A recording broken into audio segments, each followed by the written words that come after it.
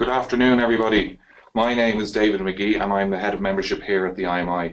You're all very welcome to the first in the series of IMI webinars. I want to make a special welcome to our members and also some of our guests. Today's session is talking about millennials and more around the theme of millennials seeking stability and certainty, seeking stability and opportunities in an uncertain world. We're delighted to partner with Deloitte, and today we're going to leverage their global report, but interestingly we're also going to be able to look at their first ever Irish report they produced on millennials. I'm delighted to have in the room with me today Dawn Keaney. Dawn is Human Capital Manager for Deloitte, and Dawn is going to run through the key insights and findings and some key data points from the Irish report, and also give some colour around the global report. Also we have Edwin O'Hara. Edwin is an IMI Associate Faculty, and Edwin is going to give a view from the IMI, both from our participants and our classrooms here in the IMI, but also from our engagement with customers. So before we begin, just some housekeeping. There is the ability to split the screen to see both the speakers and hear the speakers, and also see the slides. We also have the ability for you to post some questions, so please do post your questions. We'll leave some time at the end of the session to go through those questions, but please do ask some questions. Before we kick off, I also want to mention that this session is going to be recorded, so you'll be able to rerun the session just to get some of the key insights and findings for your own use and your organization's use. So Dawn, just before we get into your sections, interesting, I was looking at some statistics around millennials, and one of the big things that's come out is that by 2025, the Irish workforce is going to be represented by 75% of millennials. And I think globally by 2020, we're looking at the entire global workforce is going to be 50% millennials. So, but there's been a huge change of their outlook over the last year from your last report and your last survey. Can you maybe just give us a bit of a sense of what you're seeing? Yeah, I think we'll step through the results in a minute, but I think really the key theme this year is around uncertainty in a new kind of world of work. And I suppose before we get into the background around it, it'd be useful just to talk a little bit around the methodology. So this is the sixth report we've run globally. In this year's report, we have 8,000 millennials participated across 30 countries. And Dave, as you said, this is the first time that Ireland has participated in this survey. Useful also to bear in mind as we talk through the results that this, I suppose the outputs represent a specific cohort of millennials. So we specifically surveyed those who are educated to university or college level, and who are in full-time employment. So it is quite a specific look around what the current workforce. But really the key theme is that of the apprehensive millennial. So this is at odds with previous years where we've seen a lot more, I suppose, confidence and demanding in this workforce segment. And I think this is kind of driven by a number of factors. Obviously things have really shifted over the last 12 months. And our key findings are kind of, I suppose, feeding into this uncertainty. So I'm going to focus in really around the Irish results, but also pepper through some of the global findings as well. But it's really useful to have an Irish perspective on the global results for the first time this year. So overall, I suppose our high-level themes are that the Irish economy will improve, and millennials are quite positive and optimistic around that. But around the social and political environment, there's a little bit more pessimism, I suppose. They don't really know what's going to happen there, so that's driving towards some of this unease and uncertainty. Globally, we're also seeing that millennials are slightly more loyal to their employers, and we might talk a little bit about whether that's loyalty or whether that's a kind of a confidence issue. Organisations as well, they're perceived quite positively, but I think what we're seeing is there's more to be done in this space. And then in terms of the future of work and what the workforce is going to, and workplace is going to look like in the next couple of years, flexible working is definitely a key trend that is coming out, as is automation. So before we kind of get into all the details around how millennials, I suppose, are impacting the world of work, but also how they see the world of work progressing, I think it's really useful to frame this in the landscape of the economic and kind of social environment. So there'll be a lot of stats over the next couple of slides, so I'll try to talk to them, and appreciate there's a lot of information here. So the report and Irish Report and Global Report is available to people. So what we found was 56% of Irish millennials expect the economic situation to improve. And this is in line with somewhat in line with some of the findings we've found globally. And 30% expect progress to be made in the social and political landscape. So there is a bit of a difference. So what we're seeing is Irish millennials are actually more optimistic than global in terms of the economic environment. So globally, I think we have it at 34% expect the situation to improve. But the social situation is consistent. So globally, there's a little bit of uncertainty around where we're going to go. And I think this is really being driven through the top issues that are of concern to millennials in Ireland. So in previous years, we would have seen the likes of things like unemployment, availability of jobs, climate change would have definitely been higher on their agenda. Whereas this year, what we're seeing is terrorism and crime. So really big issues kind of impacting their perspectives around where things are going to go. And I think when I suppose the next step with this, what we looked at is how do millennials see their prospects in comparison to previous generations. So we asked them how, in comparison to their parents, how financially and emotionally better off will they be. And interestingly, in Ireland, 42% said they'd be better financially and 32% happier. And globally, this comes to 36 and 31%. So you can see, as a majority, they're not really in as optimistic a space as previous years in terms of where they see their future going.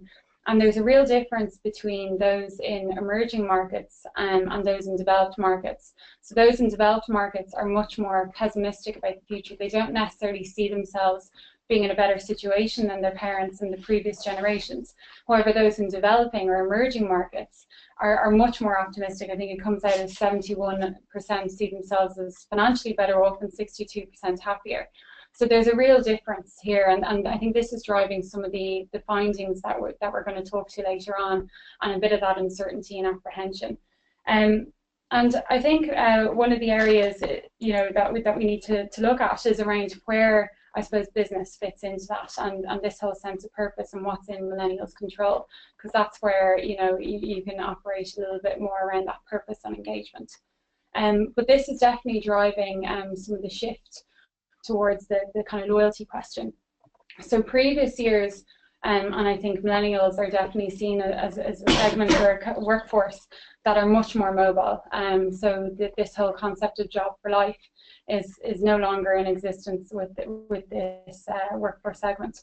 But what we're seeing, if you look to the chart to the right, is that there is a difference between last year and this year in terms of loyalty and, I suppose, ambition to move.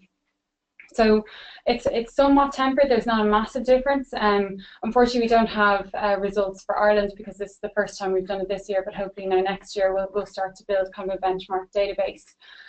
But the difference between those leaving within 2 years and those who are going to stay beyond 5 years is balancing out. So I think the gap has reduced from 17% to something like 7%. So that's an interesting trend because it goes against what we've seen, over the last 12 months in terms of millennials being a very much a think with their feet type of a generation. In Ireland, 50% of millennials plan to stay with their employers for more than 2 years, and of those, 25% for more than 5 years.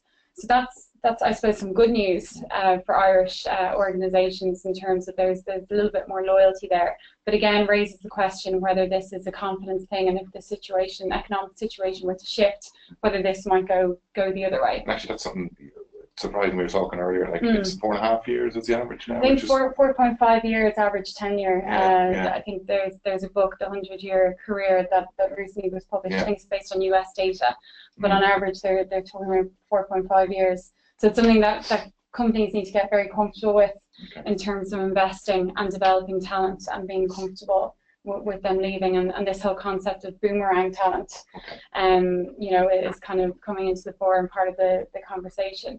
And I think interestingly, the type of work that Irish millennials want has, I think, shifted. So we found that 69% would prefer full-time permanent employment, and only 25% would choose consultative work, all things being equal, so if pay and everything else was equal. Which is quite different. So it's a big challenge. So how do organizations provide millennials with flexibility, but also that permanency? And when we looked at what was driving the shift towards a preference for permanent full-time, it was around that job stability and the consistent salary, so less risk. And I think one thing to bear in mind is the demographics around this population. So 57% of those who we surveyed in Ireland are aged between 30 to 34, and 1 in 4 or 1 in 3 have children. So their situations and, you know, their life stages have progressed. I think, Edwin, you're going to talk a little bit about that later on. So it's really interesting because, you know, millennials have kind of come through, and they're kind of, I think they're 40% are now in middle management to leadership positions. So they're really a full part of the workforce, but maybe our conceptions or preconceptions about them a couple of years ago are starting to shift. And I think one of the areas around engaging and kind of building around, you know, retention is around purpose. And one of the, I suppose, interesting to kind of look at, particularly around the kind of context where terrorism and crime is coming out. Millennials still view businesses very positively, so 76%. However, when you look at it, 50% still say the businesses are focused on the bottom line and their own agenda. So that whole concept of businesses being kind of for themselves and focused on the bottom line rather than the wider society in which they operate, millennials, I think, aren't quite as convinced yet. So there's probably a bit of work there to be done around communicating that sense of purpose and communicating the impact on the wider society. Especially, I think, interesting from an Irish perspective, because purpose is obviously something that's come up time and time again, particularly around corporate social responsibility. 51% feel unable to contribute to charities and good causes at work. So good in one sense, but bad in the other, in terms of that 1 and 2 don't feel enabled to contribute. So that's raising the question of, you know, do they feel a sense of making an impact in wider society? So it's an interesting area that Irish businesses could potentially look at and try and create opportunities. And it's particularly linked to, I suppose, the graph on the right there. So what we found is millennials have a high level of accountability for a wide range of things. They feel responsible for an awful lot of things. So it's great to see, for example, client and customer satisfaction. You know, they do feel responsibility for that, and they do feel they have control and can impact that. However, when you look to the, you know, as the graph moves towards the left, while they still feel responsible for those areas, they don't feel that they have as much control or as much impact to change those. And, you know, providing millennials with opportunities to get involved in CSR activities beyond their day job, you know, builds empowerment and builds a sense of purpose and can really drive engagement and further retention, which is really interesting when you look at it from the wider context in terms of, you know, how millennials are operating. That's another, Dan Pink will reference purpose a lot and his element, and I suppose there's been a question mark around, is it purpose over paychecks? Yeah. And is that coming? And it seems some of the data has pointed to, you know, people want to see that sense of purpose, and actually it is living proof. There's something there to be looked at by organisations. Exactly, definitely. I think there's some hygiene factors such as pay and, you know, everything like that, but there's definitely a broader piece around purpose. And I think as well, you know, there's a little bit around ways of working. So flexible working is definitely a key trend that's coming out. And it's great to see that, you know, I think 62% of millennials report that their organisations do have some degrees of flexible working, whether that's start and finish times, remote working, enabling the individual to kind of build their responsibility and what their job involves to different types of employment contracts. And I think, you know, millennials do report that, you know, flexible working does have a really significant impact in terms of morale, their bottom line, their the bottom line of the organisation, delivering business results, work-life balance, and there's also engagement stat. And if you look at those, so the graph where you have the blue line, so that they're, I suppose, the results from Millennials who report that their organizations have significantly, I suppose, embedded flexible working practice into their organizations. And there's a massive difference in terms of engagement with work between those who have really embedded flexible working to those who are kind of more starting out as such. So it's interesting to see how this is really becoming a feature of millennials' lives, but also something I think that that there's demand for. And the challenge is I think there's one in 3 Irish organisations not offering that.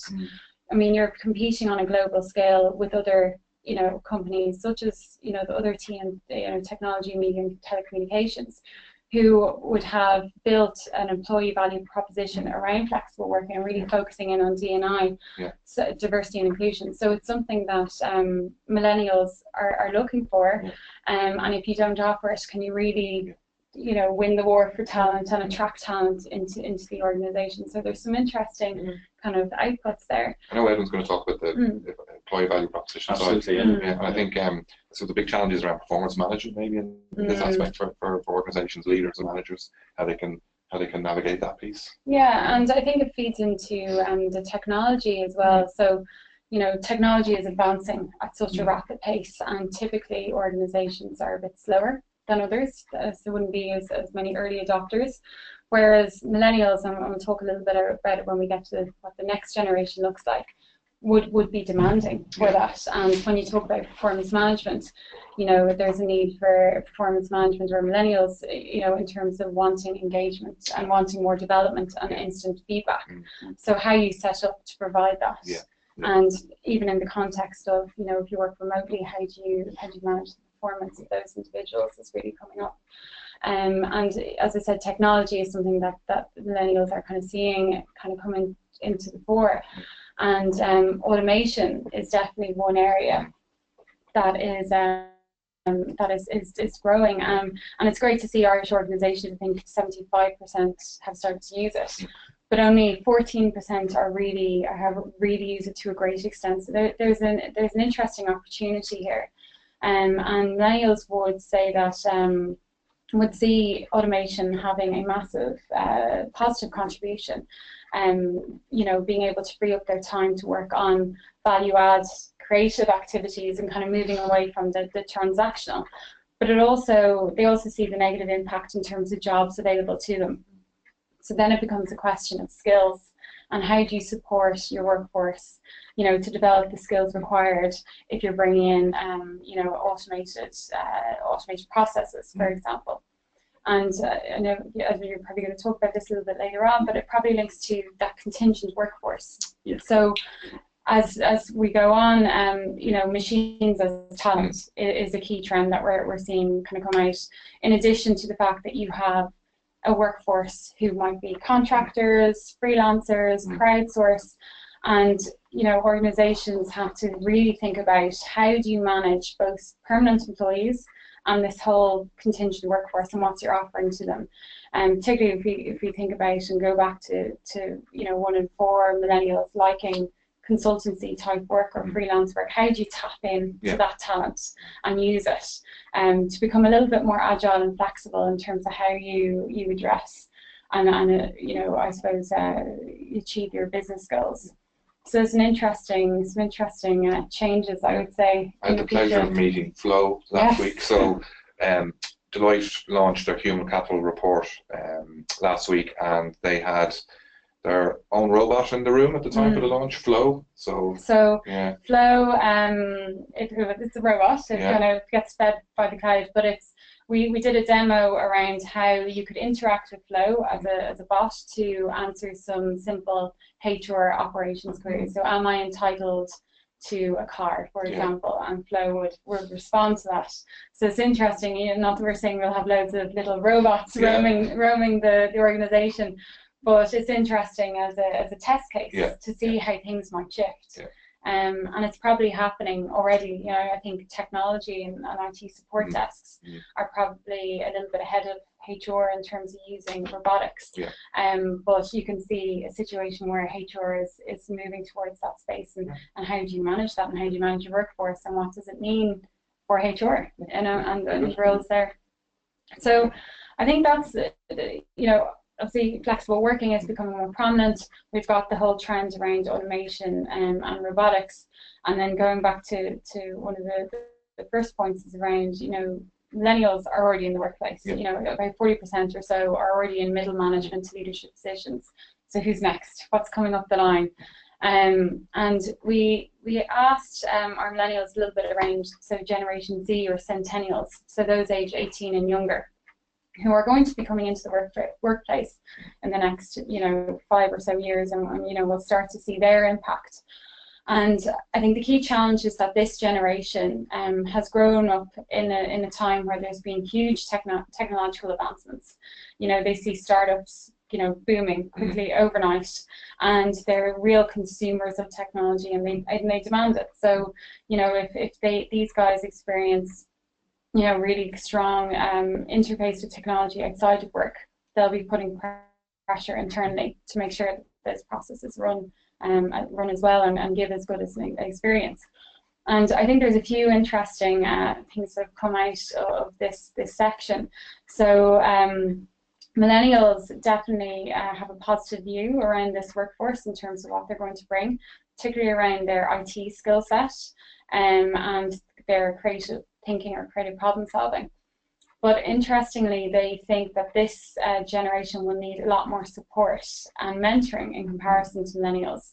So if you think back to when we were originally talking about millennials a couple of years ago, millennials was all about the fact that they needed significant support, they wanted to progress really quickly, and they're impatient. Give me a leadership role now, and it's kind of turning a bit where we're saying the same things about the next generation.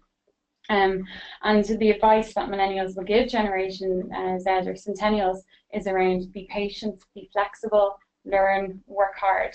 So the same thing that people sometimes struggle with millennials in terms of being a manager of millennials. Millennials are now saying it about the future people that they're likely to manage. So it's interesting in terms of how that's coming out. And I think it's really around the soft skills as well, so the professionalism, the business acumen, where they're seeing a bit of a gap. But that can all be learned on the job, but it's important to start thinking about that now and how you can manage, I suppose, the transition and develop the next generation to really hit the ground running.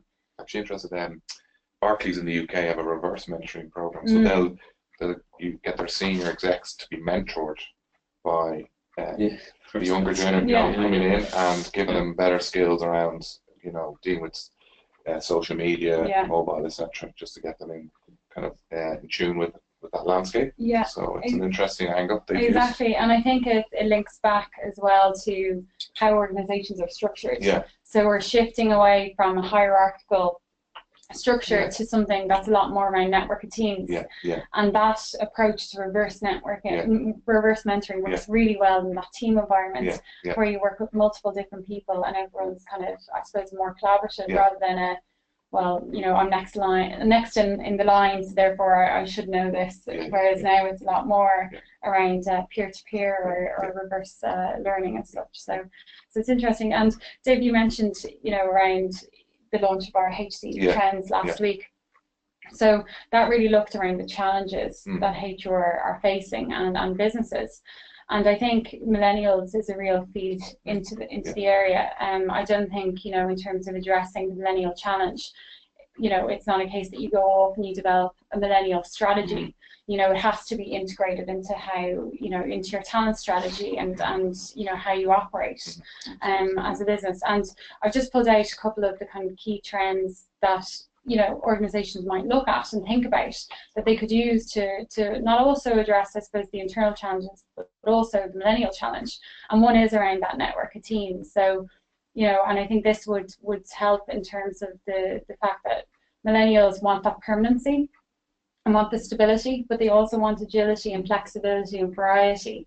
So providing, that network of teams where you scale up, scale down, depending on the business issue and challenge, and I suppose supporting mobility would help address some of that be quite attractive to millennials, and which is linked very much to careers, so that kind of linear career progression.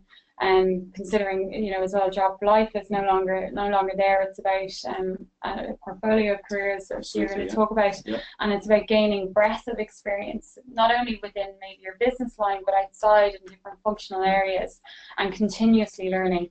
I think, you know, in terms of our global survey around human capital trends, you know, there's a thing called half-life of skills. So the skills that you learn now aren't necessarily going to be the skills that you will use in 10, 20 years time. So it's important to kind of build that now, and kind of build structures to help people, you know, upskill and then get those experiences. We're all for upskilling and continuous learning here in the IMI. Exactly. And then the final piece is around employee experience.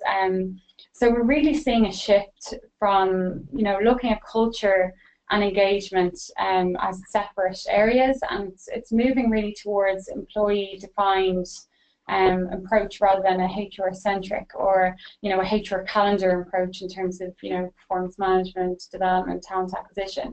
And there's a real shift, I think, towards looking, well, what do your employees need? How do you support the whole person? And focusing in on that wellness and flexibility and work-life balance, and building, you know, a whole support structure around that, and involving employees in the design of it rather than being, you know, led out from the top down. It's being informed up, and using that approach to kind of address some of the challenges that organisations might be facing with the millennials. So I think there's obviously a lot of data in there, and a lot of stats, which I'm sure people, you know, it's hard to kind of digest in a couple of minutes. But I think it's interesting to see where the shift is going. You know, Edwin, I think you want to talk a little bit more around, you know, what this might mean for organisations and how they could go about to address it. Yeah, so thanks a million, Dawn. So just, I suppose, some observations from our perspective moving into that space. So from our point of view, I think there's one of the concepts that has come up in conversation already is the notion of the employee value proposition, which is some people on the webinar may be familiar with it, some not, but it's really about why should anyone work here, right? And if you can answer that question coherently and pretty succinctly, you're a long way to developing a very good employee value proposition. I suppose the one thing I would always encourage organizations to do, and we see this with a lot of the client organizations here, is develop something that's authentic. Don't try and be everything to everybody. Develop something that actually rings true for your own workforce, rather than something that looks great externally and actually doesn't hang together at all when you get inside the organization.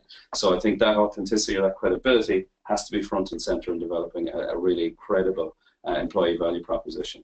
The other thing I think that's very notable in the context of this report is, particularly in the Irish thing, and it's a very valid and reliable report from a lot of different perspectives, but from an Irish perspective particularly, it's potentially the first generation of workers that may be materially worse off than their predecessors. So it's entirely likely that this generation that we're discussing, and there's all sorts of conjecture around the label millennials and all the rest of it, but we work with the presumptions and say this cohort is the first that has the potential to be worse off than the people who raised them, which is a very unique proposition. Certainly in developed economies, it's the first time that's happened, but you'll see, as you referred to earlier, Dawn, in developing economies, 70-something percent, 71, 72% are still confident they'll be better off than their parents. So do they have that hunger? Do they have that global mobility versus people who are brought up in this jurisdiction? It's a key consideration, I think, especially if you're working in a global organization. And the demographics globally are that the vast majority of graduates over the next 20 years will come from the Middle East and Asia, rather than from what we would call the developed world. If you're a global talent user, that's going to be a key consideration for you over the next 15, 20 years from a talent perspective. The other thing that I thought was very noteworthy was the general rejection of leaders who take controversial and divisive positions and aim for radical transformation. There's a big tie in there to organizational trust, with regard to, you know, do I actually trust the organization I work for? And we'll talk a little bit about that in a while. It's very closely related to Daniel Pink's notion of autonomy, mastery, and more importantly, purpose, which you can't open HBR at the moment without reading purpose, right? It's a really hot topic, and very legitimately so, because for this cohort of your workforce, it's a key driver of discretionary behavior. right, which is a key component of high performance. So from our perspective, when we look at that with client organizations, with participants, high performance is obviously a theme everybody's very interested in, so it's something they really want to understand a little bit more about. One of the other key points, I think, and this was reinforced for me yesterday, we had a very good session here in the building actually with a very senior Irish CEO with a group of participants who said, I've been working in all over the world for 40 years, and the one thing I will promise you is that the pace of organizational change is not getting any slower. So the pace of change that we have all experienced, and for any of you like me who are now in their 40s, it's terrifying to think that YouTube is 13 years old, right? So that pace of organizational change is not going to stop anytime soon, and it will continue to impact on the way organizations interact with their employees. I think one of the things that I think Dawn has articulated really eloquently is the necessity to be differentiated about the different stratas of your organization. What works for somebody in a different biographic or demographic category might work very well in one, but may not work at all in another. I think I recounted the story earlier on of trying to sell a pension to a 22-year-old. It's never easy, right? But you have to be articulate and insightful enough to know that different sections of your workforce need to be treated somewhat differently. So the pace is not going to stop. And I think from the survey as well, Don, something you picked up on is 47% of millennials are now in a leadership position of some kind or another. And I think the kind of stereotypical, older, maybe more traditional view of if they don't like it, they can lump it, is not a strategy for managing this cohort anymore. It never has been, but I think it's particularly pertinent now with that proportion in leadership roles. I think the other thing that's noteworthy as well is it's almost like a dichotomy for someone like me who was brought up and came out of college in '95 when getting a permanent job, you didn't care what the permanent job consisted of once you had one. And I think that notion, that is, you said earlier on about the job for life, has dissipated almost completely. And I think for an employer with regard to how you manage your organization and the people in it, that dichotomy of stability versus variety is one that HR and any of the support functions will continually struggle with. But I think it's something you can't just say, we fixed it. I think it's work in progress all the time.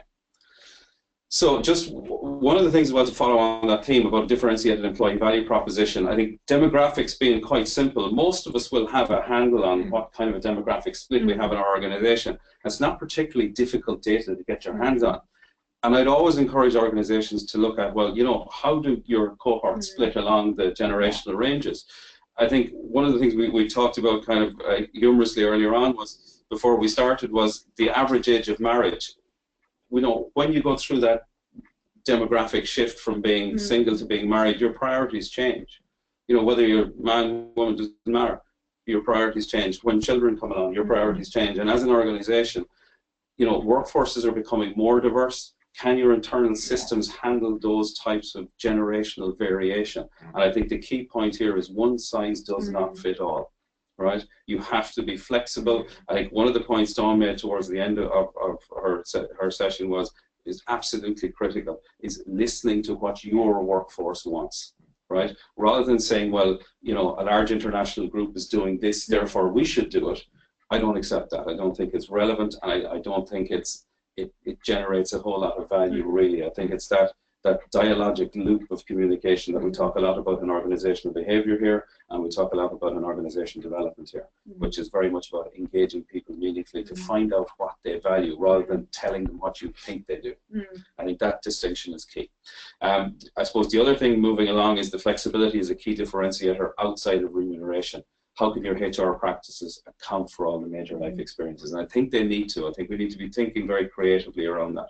A lot of organizations are already there, but for some organizations there's still opportunities that they can leverage to really make that employee value proposition a bit richer for potential entrants. And it's very noteworthy to think that in an environment at the moment, and I don't know what you think about this, Dawn, but certainly talent is hyper competitive again now in Ireland, right? So that war for talent that McKinsey talked about and we're criticised for talking about is back on with with force.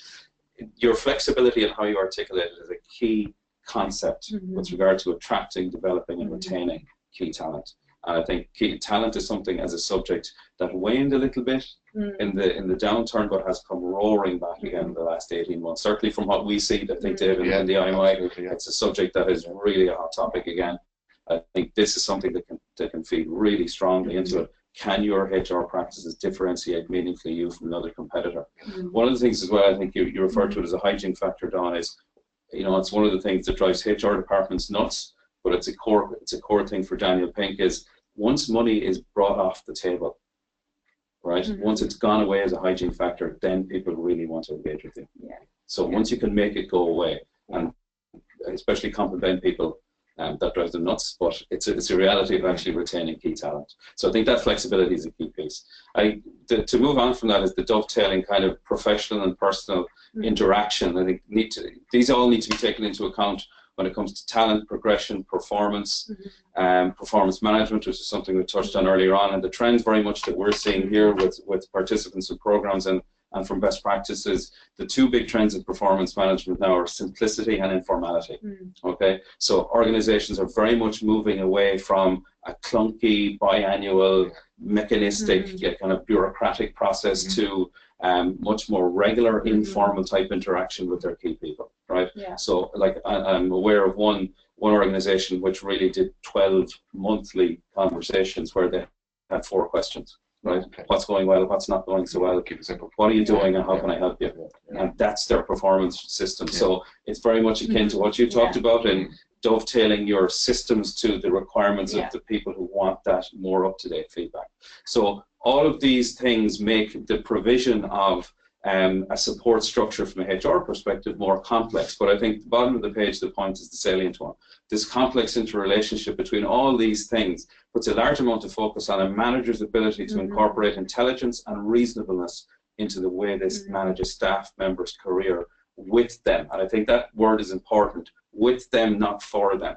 Okay? They want, millennials and people in that cohort want active involvement in their own career management. Whereas people probably from my generation wouldn't have expected that much. Millennials now expect a lot more. And I think we have to be smart enough to build that type of flexibility into our internal systems. Okay, this is just the notion of differentiated employee value proposition, and also very strongly around the notion of differentiated motivation. This is Daniel Pink's central notion of autonomy, which is the control over the way I do my work. Mastery, which is the opportunity to get really good at something. And purpose, which is, why should I come into work every day? What's driving me to come into work? What does the organization do to merit my involvement in it? And I think that really strongly differentiates the motivation for a lot of people. The one-size-fits-all notion really fits here. Different things drive different people, and as middle and senior managers, we have to be incredibly salient. That is, you know, what is manna from heaven from somebody might be completely incidental to another person. So I think that aspect of incorporating that into how you manage all of your workforce, not just your millennials, is critical. Because that purpose piece, I think we mentioned earlier on, is screaming off the pages in lots of literature at the moment, particularly with regard to motivational literature for this cohort that we're looking at today. So that purpose has to be thought about. I think the flexibility, but with autonomy, which levers exist outside of remuneration, right? I think one of the things that would strike me here is the necessity for authenticity on the part of the organization, right? So there's been a couple of things here more recently that I think really proved that this is difficult to do well. I mean, Marissa Meyer in Yahoo, I think about 18 months ago, pulled back in the working from home policy because everyone was working from home, and she thought there was no coherent corporate culture anymore. You know, so that's a watch out for any organization trying to be hyper flexible. It has to be credible as well. Virgin in the UK last year put in a kind of a system where you could take as much annual leave as you wanted. And what they found was people weren't taking enough. Rather than they were taking too much, they actually weren't taking enough. So they had to mandate people to take holidays. So it was counterintuitive to what the purpose was. And one of the other examples was DHL Deutsche Post in Germany, which have banned work email after 7 p.m. But I've worked with people in the past who, if they couldn't do their emails while they were sitting on a couch at home when the kids were gone to bed, would feel like that control was taken away from them. So that would undermine the autonomy part of the motivation aspect. So I think the really critical thing here is you think about the policy before you implement. and that you don't just do it willy-nilly because someone else is doing it. I think it has to be credible and it has to be authentic in the organisation. I think Dawn hit on a key point for everything we're seeing through meeting participants here in the IMI is ask people what they value. And that will be slightly different through the cohorts we've talked about earlier on. And are there any kind of companies you'd say out there or organisations that have actually hit that, like they've actually been successful in trying to deploy it seems like a balanced model? Yeah, I know nothing comes to mind, to be quite honest with you. I know a lot of organisations would have done a huge amount of refinement on their flexible working schedules. So I know at the top of my head would be SAP, for instance. A software company would do an awful lot of work around flexi working, and they have a very kind of a very flexible system where you can incorporate different elements. So that focus or that approach seems to be very popular, but again, you need to think about it. You just can't impose, well, let's leave, like what Virgin did last year, which was very well intentioned, had completely the right ethos, but backfired completely. Okay. Yeah, and I think just because you have a process or a policy there doesn't mean it's actually going to have the impact that you want it to have. I think we found through our trend survey that those who had mobility policies that really supported people moving location, even moving team, only 14% used it. So just because you have it, the culture has to support the use of it.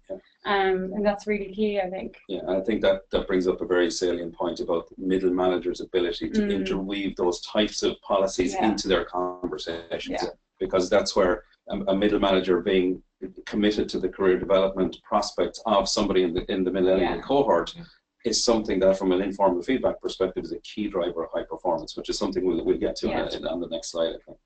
So the two things here that I just want to refer to on this slide are very much around career progression. How is it processed and accessed in your organization? And the salient point as well, and you see this in a lot, particularly some of the financial institutions, which would have very much technical lines of advancement and more general management lines of advancement, is it's key to remember that not everyone wants to be the MD, right? Not everyone wants to be the CEO. And if someone wants to be an individual contributor, have you got mechanisms to allow them to contribute really effectively through that, rather than forcing them to do general management, which is something they may have no interest in and may leave over if they're forced down that path.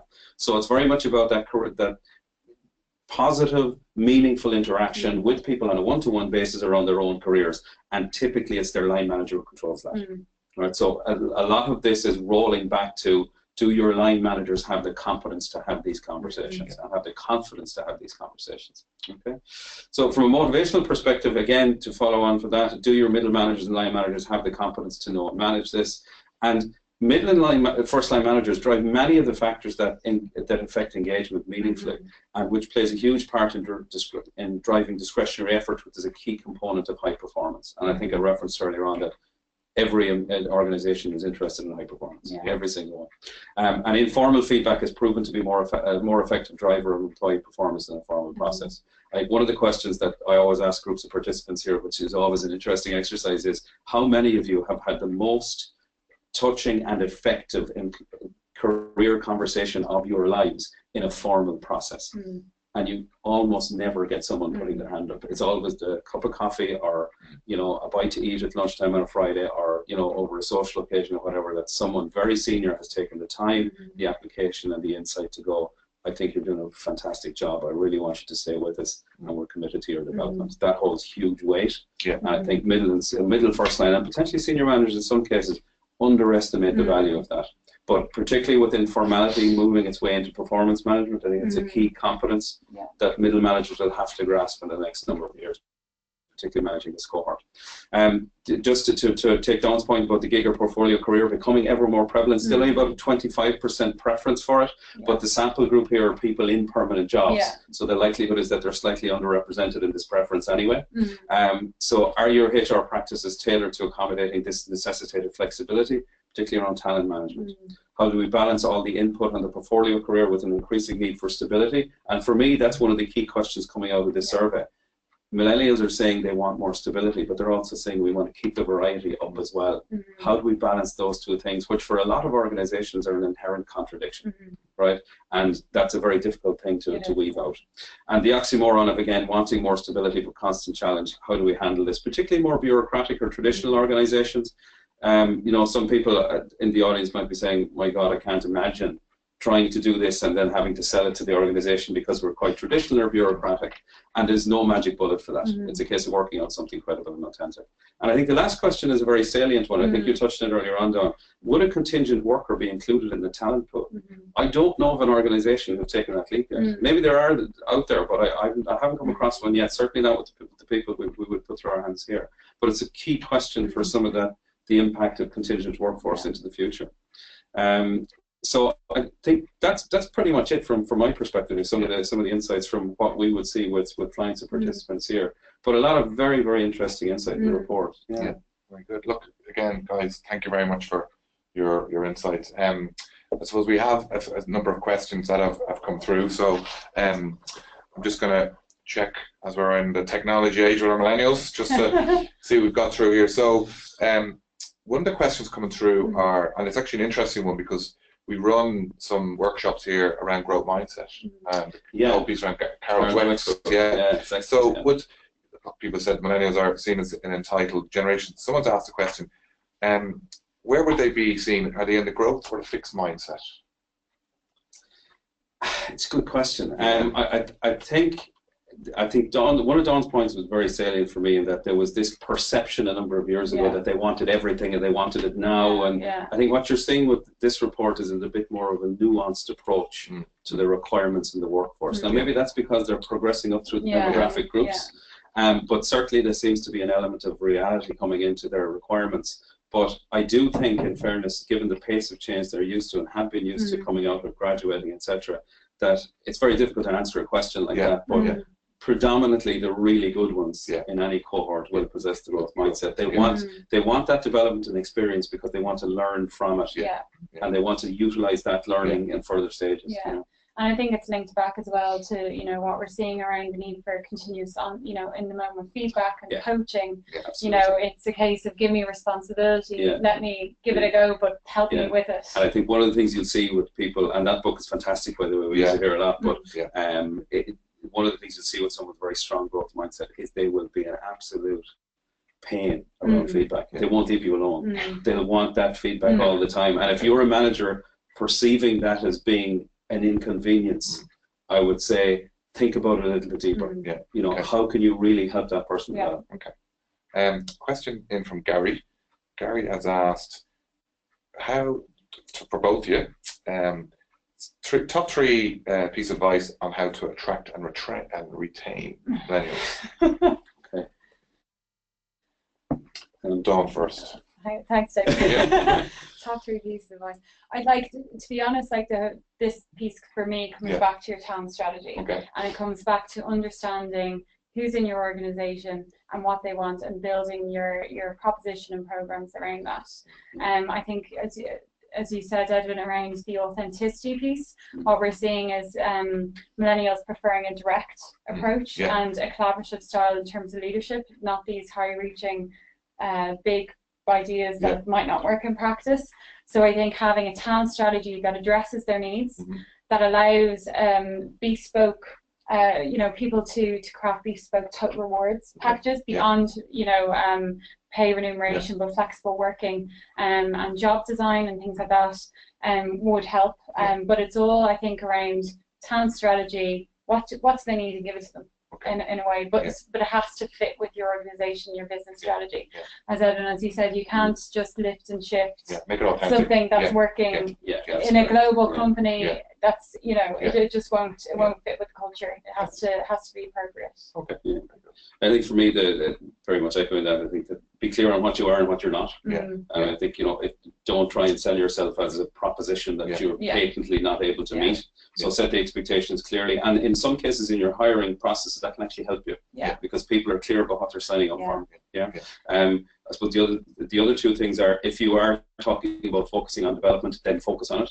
Actually follow through on what you're talking about. And thirdly, make sure that your engagement, and I'm not talking about kind of formal processes, find mechanisms so that you can interact with that cohort often, and put the focus on informal, not formal. And I think, sorry, just picking up on that point, you know, into finding out what's going on with the groups. Too often, you know, in terms of setting expectations during talent, you know, the recruitment process, people come in, and the expectations aren't necessarily met, and you have exit interviews, but often data isn't used to inform your talent programs and how you approach things differently. So use what you have. You don't need to go off and do this massive piece of work around it. Use the data that you have and use it to inform a data-driven approach to engaging and retaining this workforce. You don't want to be doing that work when your attrition rate is spiked. No. You want to use it to stop your attrition rate spiking. Exactly. Very good. Yeah. Okay. Well, look, on behalf of the IMI membership team, Dawn, thank you very much for taking the time and giving us a really tangible insights into the Irish report and the Global report, and that's available on your website. It's available on the website, both the Irish and Global report. And Edwin, again, thank you very much for giving a bit of sense and colour from what we're seeing here in the IMI day in, day out. I just want to thank all the people who've logged in and looked at the session live. We have another webinar which will be happening in September. Further details to follow on that. Our next up face-to-face event is going to be happening in a couple of weeks. So we have our Masterclass event where we bring in global thought leaders who talk about next practice in management and strategy and leadership. So we're delighted to have, I'm very lucky to have Manfred Ketz de Vries come over to do a session here in the IMI in Dublin on the 25th of May. Manfred hasn't been in Ireland for over a decade and is seen as the godfather of leadership and management. So he is going to be giving us a real treat in next practice in leadership and management. And we also are lucky to have him deliver the day before in UCC. So he'll be down in Cork delivering the same session to an audience in UCC in the De Vere Hall. So what I'd advise is places are booking really quickly for both events. So if you go onto the IMI website, you'll be able to see the details there and register for the event. But I think that's it for us. I think I want to thank everybody again for registering for the session, and have a good day. Thank you.